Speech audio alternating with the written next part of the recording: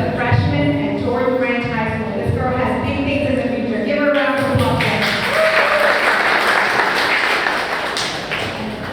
Okay, so I'm going to be introducing Shani.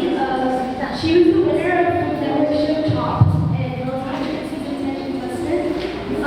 She was also the only chef among 18 that Chef Ramsay addressed as a passionate, well-rounded chef that blended flavors. That same year, she was also the first chef in Boston to introduce healthy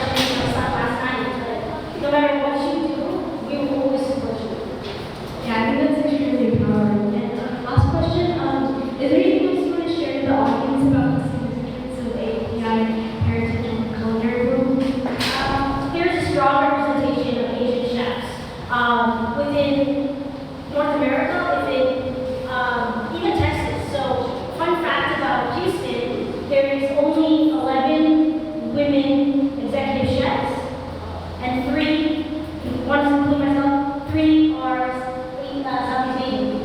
So it's really, really cool, really proud of that. Yeah, and just, as I said earlier, our food is represented in every restaurant. Whether it's authentic or not, it's our flavors that people want for. So I think that's really cool. That's like amazing. Thank you so much. Thank you very much.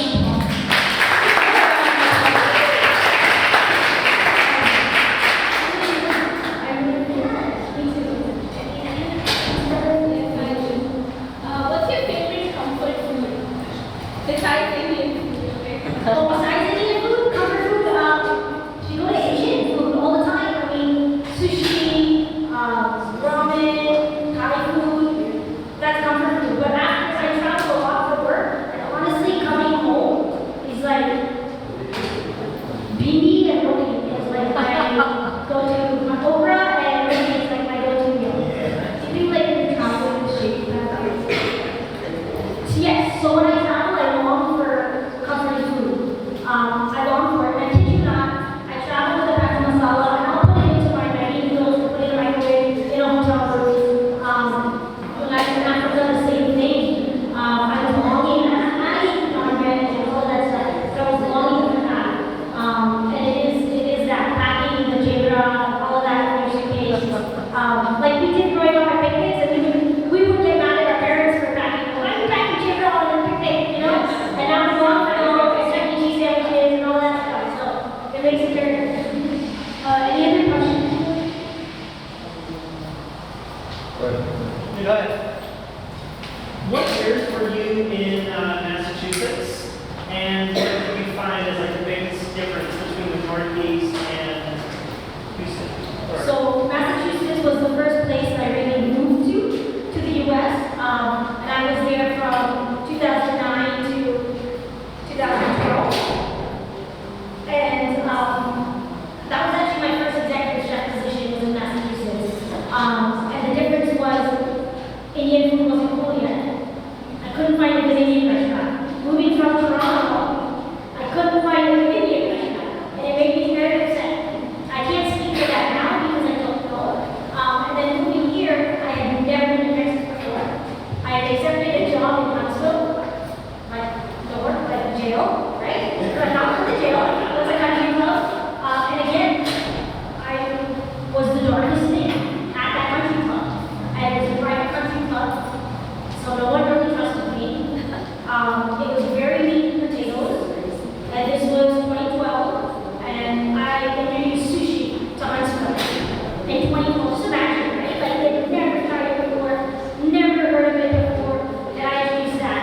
I coming to Texas, I couldn't imagine the concept of frying a steak. I just thought, what is this, right?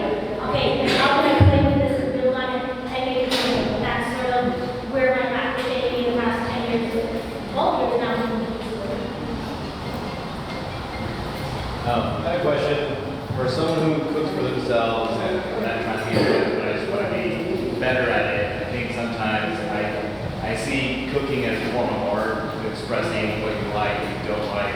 But some tips maybe for me, because I find myself cooking the same thing each week over and over again. I'm just kind of stuck to 3 or 4 or 5 different dishes. So maybe my 2 tips to someone like that. Don't be afraid to try different things, and a recipe is just a guideline. I tell people this all the time. A recipe is a guideline. People get too caught up in, oh, I have a recipe with 12 ingredients, but I only have 7 at home, so I can't make this. No, it's a guideline. And always remember that. Don't be afraid of blending flavors. I think one of the step ups that South Asian chefs have, or Asian chefs have professionally, is our knowledge of flavors, our knowledge of blending of spices. That by far is my biggest advantage. I know the blending of spices, right? And we're all born with that. Let's be honest, we're all born with that, right? So I think just don't be afraid to try.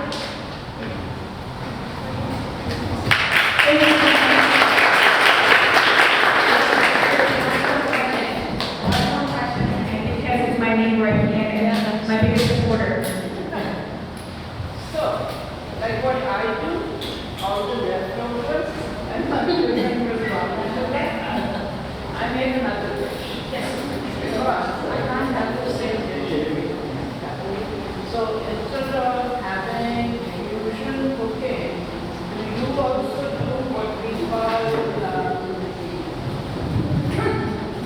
Chaos cooking, chaos kitchen. So last night we had rajma chawal, rajma and rice, red beans and rice and roll. Tonight my kids are eating quesadillas. So I know exactly. But coming home, you see all the Sundays that were left over, they made me a little lasagna or something. I'm so excited. You gotta get lasagna. Little did we know was the baby got burnt off from the night before. Right? So I do the same thing with my kids. Blended up their rajma, made it quesadillas, and that's what they had tonight. So my cooking is better life. Thank you so much. I appreciate you being here. We got a lot of stuff.